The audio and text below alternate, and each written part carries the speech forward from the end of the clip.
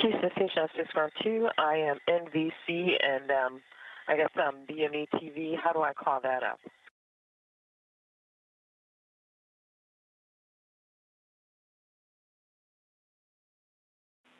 Jeanette, I'm being told if you hover over it with your mouse, there should be like a call button that you can select.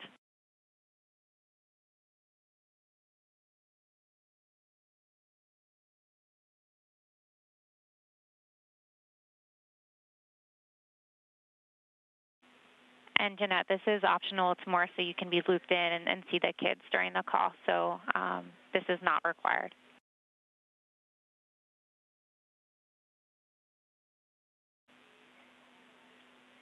And we are ready for the event.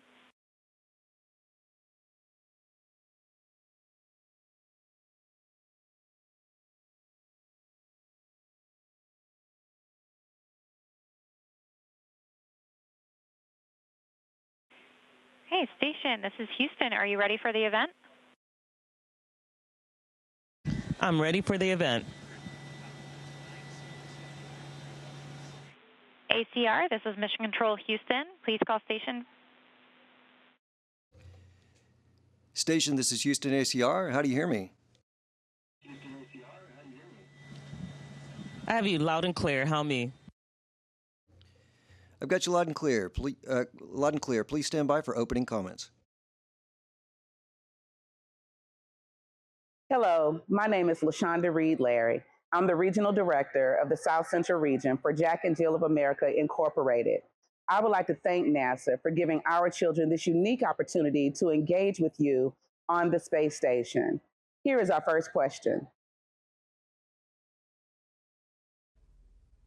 Hi, I am Anthony from the Southwest Suburban Dallas chapter, and my question is, can you describe an experiment you are doing in space?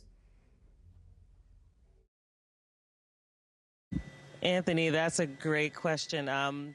Just today, I was working on the material science lab, and we were installing a new sample in there. It's where they're looking at different materials and learning new things about how to make materials better and stronger on Earth and for use in space. So materials are a very important thing. They can protect us from radiation, that we can make habitats out of them. We can do many different things to protect ourselves with better materials. So we're doing quite a few material science experiments here on the station. Hello, my name is Cameron Williams and I'm from the Humble Kingwood chapter. My question is, how do you speak to your family? You're adorable, Cameron. That's a great question. So we have many ways to chat with our family. So we actually use Teams as a way that we can chat with our family. But we also have software that medical doctors use to talk to patients, to do like telemedical checkups on people. So we can call our family, we could see them, and we could talk to them at the same time. And this is relatively new, like over maybe a year and a half, maybe almost 2 years. So it is kind of nice where we're very attached to the ground, but we are living and working in space at the same time. Hi, my name is Harper Madison from the Red River chapter, and this is my question. How do you describe what you do to your friends? Well, Harper, it's hard to describe what I see up here. And, I'm trying to convey to them what we do up here and what the view is like from here and what it's like floating all the time. And so one thing that I do is I talk to them on my iPad and I show them around. I give them a tour of the space station so that they can get a feel for like how we live, how we eat, how we sleep. I even give them a view out the window. But even then, it's hard to describe actually living here and then looking out the window and seeing our planet from this vantage point. It is ineffable. It's something that you cannot fully describe. But it is, I attempt, and I come close to letting them know how I feel about being up here. It's wonderful up here. Hi, my name is Sammy Pete from the Beaumont chapter, and my question is, how fast does the space station travel? Sammy, that's a great question. We are moving at 17,500 miles per hour around the Earth. And what that means is that in a given day, we'll have 16 sunrises and sunsets. So we're constantly going around and we're coming back around and see you and see our home state maybe. And so we're moving at a pretty high, fast rate. Hi, my name is Michael from Foreigners Dallas chapter. My question for you today is, if you get scratched, do you bleed in space? That's a wonderful question. We do have a medical doctor here, but if we do get a scratch, yes, we do bleed. It's the same way as on Earth. We just don't, the blood just doesn't fall on the floor like it does on Earth because we don't have gravity. So it'll float around, and because we have different forces like surface tension holding the water together, you get a bubble of fluid that comes out of blood if you scratch yourself. If you scratch yourself pretty badly, you'll get quite a few bubbles. But yes, you do bleed the same way you do on Earth. Hi, my name is Kennedy from the Woodlands chapter, and my question is, do astronauts have to clean up in space? If so, who must do the dishes? That's a funny question. I like that. Yes, we do have to clean in space. I mean, this is our home, so we have to keep it clean. We have ventilation systems here that capture all of the particles that's floating in the air. It could be hair, it could be other dust particles, skin, dead skin cells. And so we have to clean the vents so that we can keep the air flowing through. So every Saturday we have space station cleaning. And unfortunately, we don't have dishes because the food wouldn't sit on the dishes as it does on the ground. But what we do is we have to clean up after ourselves, and then on Saturday and Sunday we have to clean everything, all the handrails, we have to vacuum, and we have to make sure we keep this clean for the next crew that's coming along. So no one has to do the dishes, but we all have to clean. Hi, my name is Devin. I'm from the North Suburban Dallas chapter. My question is, do you sleep for 8 hours in space, and do you sleep in a bed? You guys have done a little homework. We actually don't sleep in a bed. And, I do like to try to get 8 hours of sleep per night. I sleep better than I do on Earth for some reason, but, maybe that's something we need to look into. But I actually sleep pretty well, and we have sleeping bags that we kind of just float in. And as we sleep, we just kind of float. And we have the sleeping bag is tethered down, so we don't float away. We don't float into another module, but we just kind of float inside our sleeping bags with no gravity acting on us. So maybe that's why I sleep better here in space, and I can get 8 hours of sleep. Hi, my name is Sterling Washington from the South Belt Houston chapter, and my question is, what does the launch from Earth to space feel like? I'm sorry, sweetie, can you repeat that for me one more time? The question is, what does the launch from Earth to space feel like? Earth to space feel like? And your microphone is off. Well, that's hard to describe because, the launch from Earth to space is something that you feel in your bones and your muscles in your body, and then it's also emotional. So as you're taking off from Earth, the sensation is surreal because it's better than any amusement park ride you can imagine. But you're just lifting off, and then the dream becomes a reality too. So the emotion behind it as well. So you feel it all over, and it's an amazing feeling as you're lifting up off Earth, and then at some point at a given point, you become weightless, and you have the weightless indicator indicating that you no longer are held by Earth's gravity. So, it's an incredible experience that I hope you get to feel one day. I'm Dior from the Texarkana Twin City chapter, and my question is, when I go to college, what do I need to apply for to become an astronaut? That's another good question. So when you go to college, I suggest you follow your dreams and follow your passions as to what you want to really do in life. Right now on station, we have aerospace engineers, we have fighter pilots, we have medical doctors, and we have chemists. So as you can see, we all have quite different backgrounds and experiences, but we came together and we made a crew, and you can be trained as well. Once you become an astronaut, you are trained to be an astronaut, trained to do spacewalks, trained to do robotics. But the education that you have gives you the background experience that you need in order to understand these things and perform well on them. So I suggest that you go to school for STEM, science, technology, engineering, mathematics, and then follow your dreams on top of that. Whatever your heart's desire, follow it with all, everything that you have.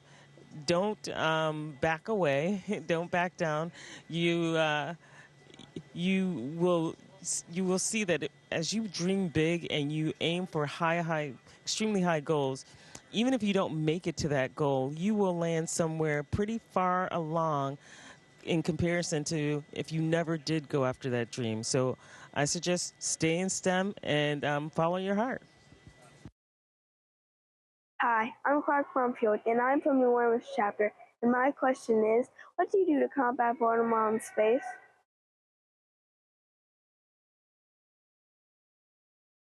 Well, it's interesting because I have not gotten bored up here in space yet. And part of that is because we're so busy up here. When we get downtime, what we end up doing is we're talking to family and friends. We're giving them tours of the space station, and we do a lot of science and other activities on board to ensure that the space station is in good condition. Like we'll have a couple of spacewalks next week in order to repair things outside the space station. So I haven't gotten bored yet, but I'll have to think of things to do when I get bored. That hasn't happened yet, though. Thanks for the question, Clark. Hi, I'm Alaya from the Alexandria chapter, and my question is, how do you apply to be an astronaut? Well, that's another good question. You should go onto the NASA's website. You should look at the requirements to become an astronaut and then wait for the announcements to come up. The announcements are usually announced by USA Jobs, and you can go online and apply on there. But you have to make sure that you have the basic requirements that are outlined on the website in order to become an astronaut. Hi, I'm Sierra Wilson from the Houston chapter, and this is my question. Is there day and night in outer space? There is. There's actually a day and night. So the Earth is spinning, and we are going around the Earth as well. So there are times when we don't see the sun. So it's nighttime on the station. So as I said, we're moving 17,500 miles per hour. So we have 16 sunrises and sunsets. So we constantly see the sunrise and sunset here. We can take pictures at night, take pictures in the daytime, and we have many chances to do that in a given day, given that we have 16 sunrises and sunsets. Good question, Sierra. Hello, my name is Aiden Harrington from Greater Channel Chapter, and my question is, do you exercise in space to stay fit, and what exercises do you do? And yes, we definitely exercise. Exercise is very important up here. It's one of the countermeasures that we use so that we maintain muscle mass and bone density. And so every day we have weightlifting, which always includes squats and some form of squats and deadlifts. And that's so that we can load the heaviest and the biggest bones in our body to ensure that we maintain density in them. And we also do some kind of cardio. We have a treadmill and a stationary bike where we spend minimum 30 minutes on in order to get our heart rate up. So we do cardiovascular exercises, and we do exercises that help maintain our body mass, our muscle mass, and our bone density. Great question.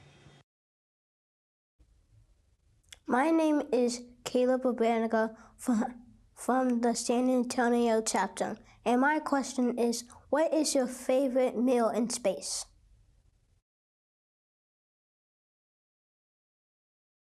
My favorite meal in space, well, it varies from time to time. So, but this time, at this stage in the flight, one of my favorite things is, I like peanut butter. So for breakfast or for lunch, I like to have a peanut butter on whole wheat bread, or I like to have the chicken with beans and corn, and it's like it's kind of in a tomato sauce, but it's pretty healthy and pretty delicious. So that's a great question.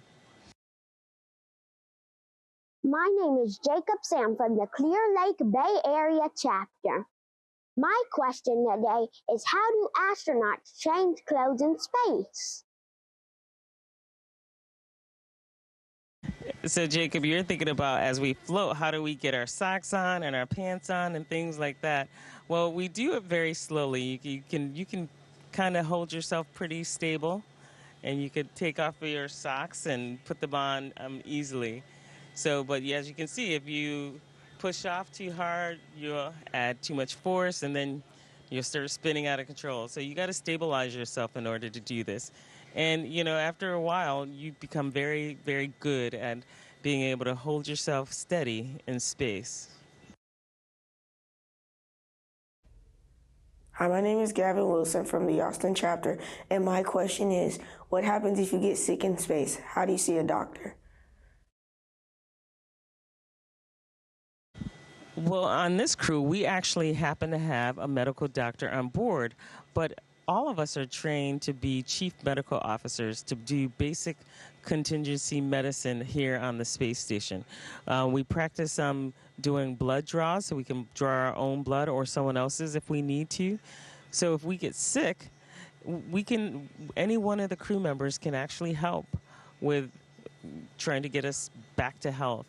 And because we do have a medical doctor on board, we all defer to him for what we need to do next.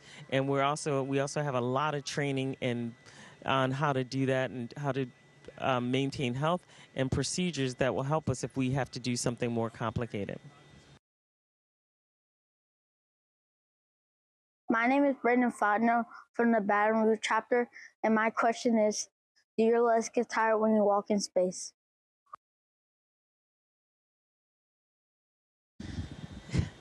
So in space, Brandon, we don't actually use our legs as much as we use our upper body. We use our upper body. We do use our legs to hold us, like grab a handrail, but we don't really walk in space. We float everywhere. And so during spacewalks even, the crew mainly use their upper body to translate from one end of the station to the other. So we don't really use our legs like you think. We mostly float, so our legs really don't get tired unless we're exercising, doing those squats and deadlifts that we have to do every day. Hello, I am National Vice President Sativa Leach-Bowen. Thank you so much for joining and allowing our children of Jack and Jill of America Incorporated to participate in this event. We'd like to thank NASA and all of the individuals who allowed us to make this opportunity for our children. Have a great one. Thank you for your questions, and thank you for being here. Station, this is Houston ACR. That concludes the event.